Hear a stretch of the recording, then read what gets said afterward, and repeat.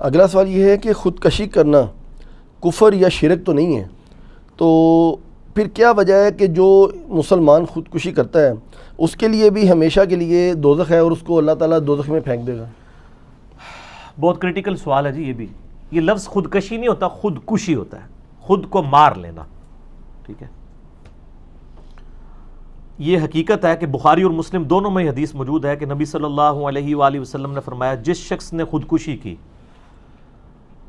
اس کو ہمیشہ کے لیے دوزخ میں پھینکا جائے گا. اور پوری ڈیٹیل ہے اس میں کہ اگر دنیا میں اس نے اپنے آپ کو خنجر مار کے خودکشی کی تو وہ اس پہ عذاب یہی جہنم میں مسلط کیا جائے گا کہ وہ بار بار اپنے آپ کو خنجر سے مار مار کے قتل کرتا رہے گا. اگر کسی شخص نے زہر کھا کے خودکشی کی تو جہنم میں یہی عذاب اس کے اوپر مسلط کر دیا جائے گا جس طریقے سے اس نے خودکشی کی ہوگی. اور بخاری مسلم کی ایک حدیث میں الفاظ ہیں کہ ہمیشہ ہمیشہ کے لیے، ابداً خالدین فیہا ابدا. حتیٰ کہ صحیح مسلم میں یہاں تک حدیث ہے کہ نبی صلی اللہ علیہ وآلہ وسلم کے سامنے ایک خودکشی والے کا جنازہ لایا گیا، مسلمان ہی تھا، اس نے اپنی رگ کاٹ لی تھی خود سے، اس کی وجہ سے وہ مر گیا. تو نبی صلی اللہ علیہ وآلہ وسلم نے اس کا جنازہ پڑھنے سے انکار کر دیا، لیکن اصحاب کو اجازت دے دی. خودکشی کرنے والا ہوتا مسلمان ہی ہے. ظاہر ہے کہ خودکشی بھی ایک گناہ ہے جس طرح اور گناہ ہے، یہ کفر کا مسئلہ نہیں ہے.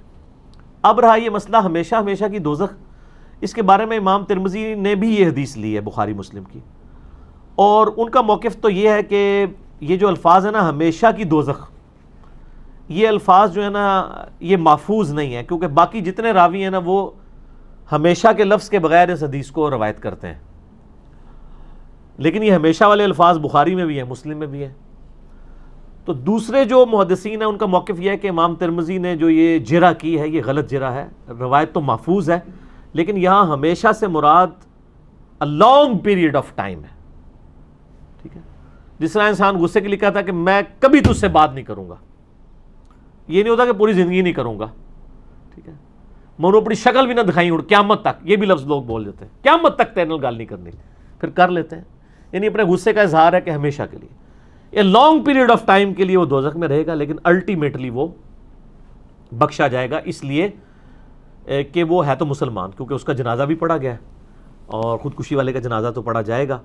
لیکن اس میں یہ ہے کہ چونکہ نبی علیہ السلام نے نہیں پڑھا، اس لیے امام ترمذی نے بھی اس حدیث پہ بحث کی ہے کہ جو محدثین ہیں ان کا موقف یہ ہے کہ جو یعنی ڈومیننٹ پرسنالٹیز ہیں، جو عالم ہیں، جن کے لوگ فالورز ہیں، وہ لوگ خودکشی والے کا جنازہ نہ پڑھیں، تاکہ وہ ایک انڈیکیٹر، ایک سگنل جائے باقی لوگوں کو کہ اس نے چونکہ خودکشی کی تھی اس لیے اس کا جنازہ نہیں پڑھا گیا. نبی علیہ السلام نے اسی لیے نہیں پڑھا. ایون بخاری مسلم میں آتا ہے آپ علیہ السلام نے مکروز کا جنازہ نہیں پڑھا، اور بخاری مسلم میں یہ بھی حدیث ہے کہ شہید کا ہر گناہ معاف ہو جاتا ہے سوائے قرض کے. پھر بخاری مسلم کی اس حدیث میں آتا ہے کہ وہ مکروز کا جنازہ نہیں پڑھا، آپ نے فرمایا تم پڑھ لو میں نہیں پڑھوں گا. پھر ایک صحابی نے ذمہ داری لی تو پھر نبی علیہ السلام جنازہ پڑھانے کے لیے آمادہ ہوئے. اچھا، اب خودکشی والے کا جو جنازہ ہے نا جی، وہ آپ علیہ السلام نے تو نہیں پڑھا لیکن آپ نے اصحاب کو روکا نہیں ہے، ظاہر ایک گناہ ہے. اس میں ایک موقف یہ بھی آیا کہ جو بندہ خودکشی کو حلال سمجھ کے کر لے تو وہ چونکہ کفر کرے گا اور کفر پہ مرا ہے تو ہمیشہ کے لیے دوزخ ہے. تو یہ بات بالکل ٹھیک ہے. لیکن مسلمانوں میں کوئی بھی شخص خودکشی کو حلال سمجھ کے تو نہیں کر رہا ہوتا. وہ جس طرح باقی گناہ جو ہیں وہ نفس سے مغلوب ہو کے کرتا ہے، زنا کر بیٹھا، چوری کر بیٹھا، کسی کو قتل کر بیٹھا، یہ نفس سے مغلوب ہوتا ہے نا. وہ یہ تو نہیں کوئی بھی مسلمان جو قاتل ہے اس سے بھی اگر آپ پوچھیں کہ یار کسی مسلمان کو مارنا جائز ہے یا کسی کافر کو بھی ناحق قتل کرنا، تو اس کو بھی پتہ ہوتا ہے نہیں جی سورۃ المائدہ میں آیت ہے جس نے ایک انسان کو قتل کیا گویا اس نے پوری انسانیت کو قتل کیا. تو یہ ہے تو غلط ہے لیکن بس مجھے غصہ تھا. آپ سر ان سے پوچھیں جو قاتلین جو ہے نا، ذرا ایک بار جیل کا، میں کہتا ہوں یہ صرف ہمارے میڈیا کے لوگ نا جو جیل میں لوگ قید ہیں نا، ان کے لائیو انٹرویوز جو ہے نا پبلک کو دکھا دیں تو باقی لوگ بندے کے پتر مر جائیں گے. حقیقت بات، جو لوگ اس طرح اندر قید ہیں نا وہ کہتے ہیں جی آپ کو کوئی تھپڑ مارے، گالیاں دے، آپ کے منہ پہ تھوک بھی دے نا تو پائی معافی مانگ کے تسی سیٹ ہو جائے گا، ماریو نہ کسی نو.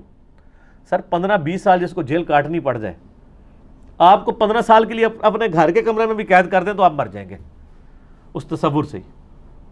تو یہ بہت بڑی سزا ہوتی ہے.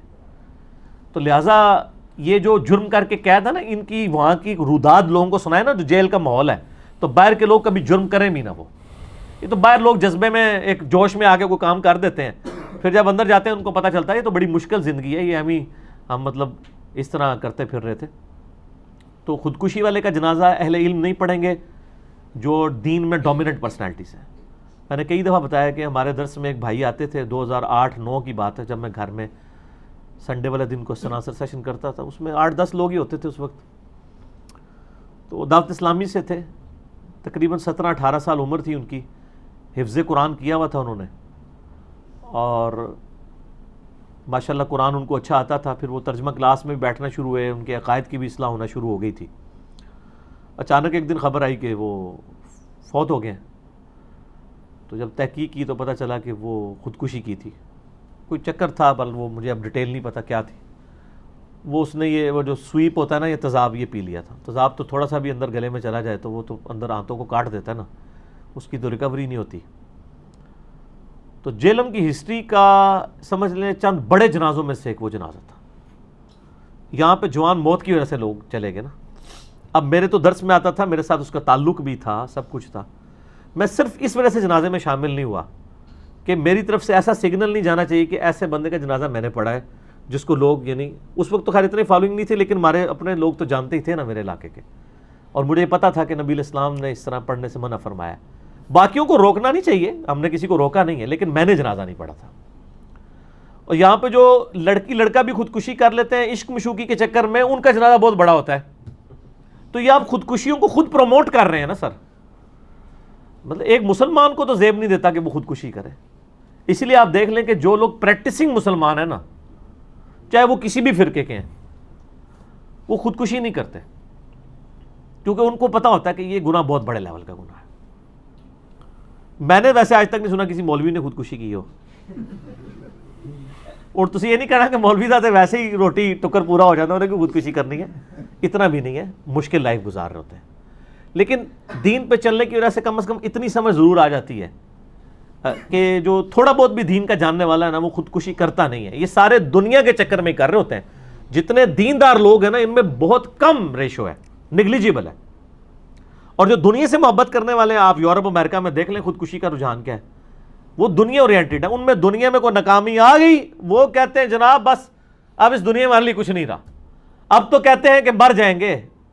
مر کے بھی نہ چین پایا تو کدھر جائیں گے. یہ مرنے کے بعد سر زندگی میں جان نہیں چھوٹی، جان پھنس گئی. لوگ یہ سمجھتے ہیں کہ مر گئے تو وہ تو بار بار عذاب وہی بھگتنا پڑے گا، وہی عذاب مسلط کر دیا جائے گا ولیعوذ باللہ تعالیٰ. تو یہ تو خودکشی والا معاملہ جو ہے یہ بھی صرف دین سے دوری اور خدا سے دوری کی وجہ سے ہوا ہے. ادروائز تو جس کو تھوڑی سی بھی سمجھ ہے وہ یہ کبھی بھی رسک نہیں لے گا کہ اپنی لائف کو ختم کرے. ہاں اگر آپ کی زندگی میں خدا ہے تو پھر آپ ہر معاملے میں یہ سمجھیں گے کہ اللہ کا تو یہ وعدہ ہے وَلَنَبْلُوَنَّكُمْ بِشَيْءٍ مِّنَ الْخَوْفِ وَالْجُوعِ وَنَقْصٍ مِّنَ الْأَمْوَالِ وَالْأَنفُسِ وَالثَّمَرَاتِ.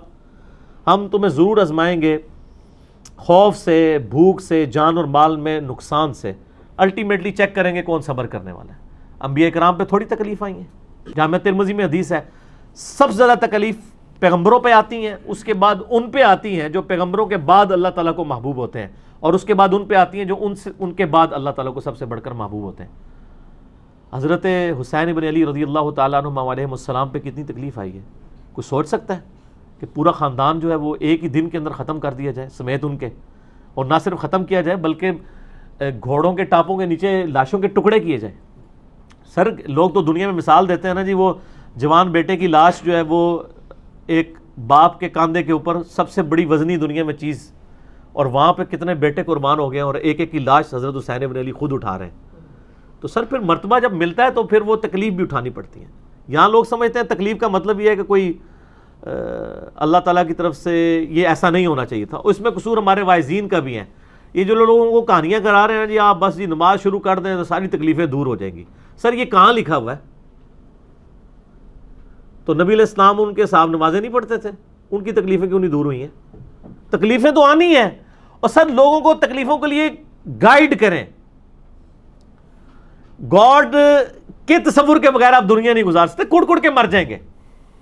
ٹھیک ہے، اس میں آپ کو صرف ایک آیت ضمناً بتا تو مجھے یعنی چلتے ہوئے یاد آ گئی. سورہ الحدید میں ایک آیت ہے جس میں اللہ نے فلسفی بھی بتا دی. اعوذ باللہ من الشیطان الرجیم، بسم اللہ الرحمن الرحیم. سورۃ الحدید کی آیت نمبر 22 ہے، یہ کرامت ہے جی، ڈائریکٹ ہی نکل آئی ہے. ما اصاب من مصیبت فی الارض، کوئی مصیبت بھی نہیں جو زمین میں آئے، ولا فی انفسکم، اور نہ تمہاری جانوں میں. یعنی زمین میں جو زلزلے آتے ہیں، زمین میں جو وبائی امراض پھیلتے ہیں، زمین میں جو طوفان آتے ہیں، سیلاب آتے ہیں، جن میں اجتماعی لوگ قتل ہو جاتے ہیں عذاب کی وجہ سے، مر جاتے ہیں، چاہے یہ تکلیف ہو، ولا فی انفسکم، اور نہ وہ تکلیف جو تمہارے اپنی جانوں پہ آتی ہیں. یعنی کسی کو بلڈ کینسر ہو گیا، کسی کی ایکسیڈنٹ میں ٹانگیں ضائع ہو گئیں، کسی کی ایکسیڈنٹ میں آنکھیں ضائع ہو گئیں، کسی کی بیماری کی وجہ سے گردے فیل ہو گئے، یہ ساری جتنی بھی تکلیفیں ہیں اللہ تعالیٰ فرماتا ہے الا فی کتاب من قبل ان نبرأھا، یہ تو اللہ تعالیٰ نے پہلے ہی لوح محفوظ میں لکھی ہیں اس سے پہلے کہ ہم انہیں پیدا کریں. یعنی یہ اللہ تعالیٰ نے لوح محفوظ میں پہلے سے ہی لکھا تھا کہ 8 اکتوبر 2005 کو پاکستان میں زلزلہ آئے گا اور 1 لاکھ کے قریب لوگ مر جائیں گے. تو لکھا ہوا ہے.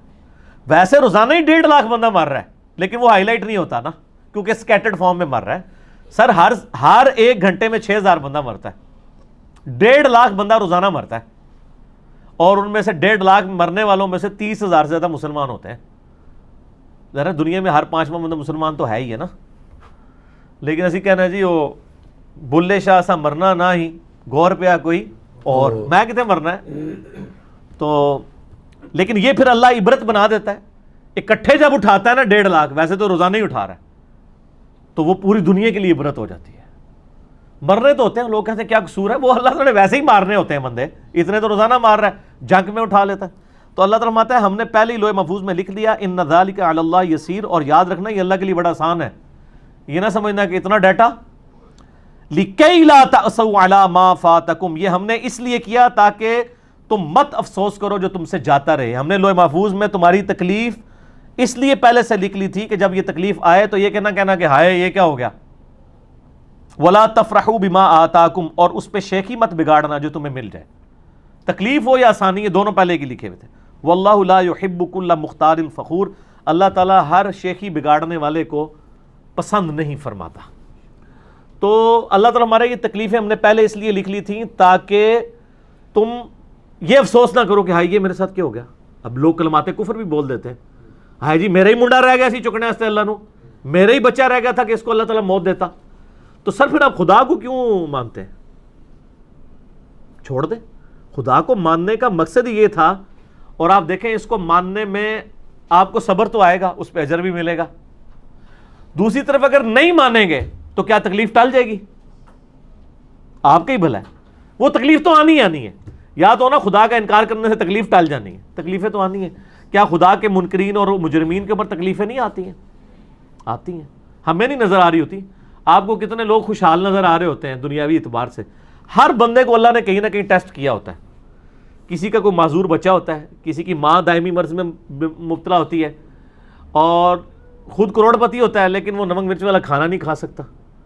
ہر بندے کو کہیں نہ کہیں اللہ تعالیٰ نے at the end of the day سارے برابر ہی ہوں گے. تو سر خودکشی نہ کریں.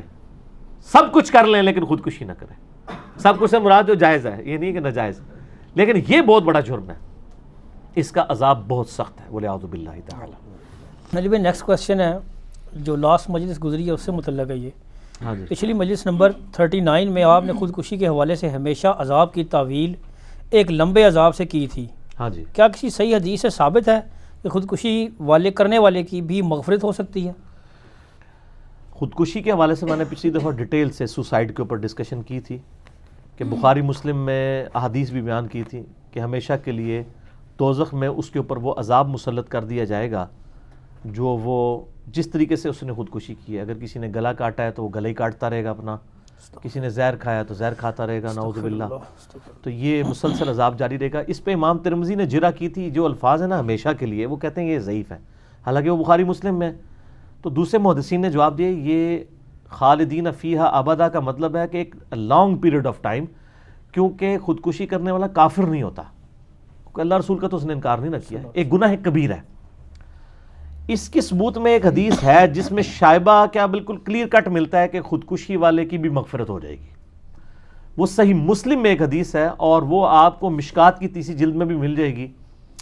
یہ مختلف جرائم کے حدود والے چیپٹر کے اندر ایک صحابی تھے طفیل بن عمر الدوسی، قبیلہ دوس سے تعلق رکھتے تھے، حضرت ابو ہریرہ بھی اسی قبیلے سے تھے. وہ کہتے ہیں کہ ہمارے ساتھ ایک ساتھی تھا جس نے نبی علیہ السلام کی طرف مدینہ شریف میں ہجرت کی، یہ صحیح مسلم میں حدیث ہے. تو راستے میں بیمار پڑ گیا.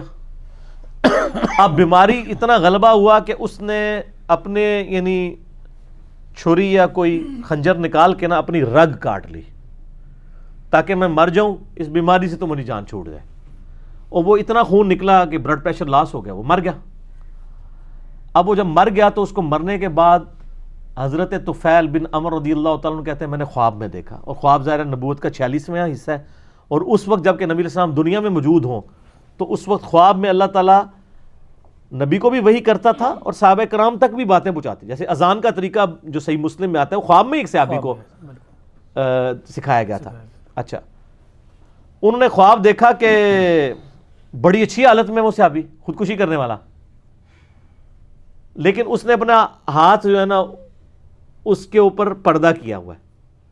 تو انہوں نے پوچھا تیرے ساتھ اللہ نے کیا معاملہ کیا؟ انہوں نے کہا اللہ تعالیٰ نے مجھے نبی علیہ السلام پر ایمان لانے کی برکت سے اور ہجرت کی برکت سے معاف کر دیا، لیکن یہ جو میرا ہاتھ ہے نا یہ اللہ نے مجھے میرا ہاتھ ٹھیک نہیں کیا، اور اللہ تعالیٰ نے فرمایا کہ یہ ہاتھ تو نے خود خراب کیا تھا، یہ میں ٹھیک نہیں کروں گا، باقی تجھے ایمان کی وجہ سے میں بخش دیتا ہوں.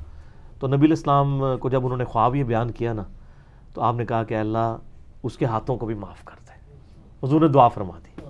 اچھا، اس سے یہ بات پتہ چلی کہ آپ صلی اللہ علیہ وسلم نے یہ چیز انڈورس کر دی. ایک تو خودکشی والے کے لیے دعائے مغفرت کر دی، دوسرا اس سے یہ بھی پتہ چلا وہ خواب بھی انڈورس کر دیا کہ ہاں بخشا تو پہلے گیا تھا، صرف ایک ہاتھ ہی اللہ تعالیٰ نے اس سے عذاب نہیں ٹالا تھا.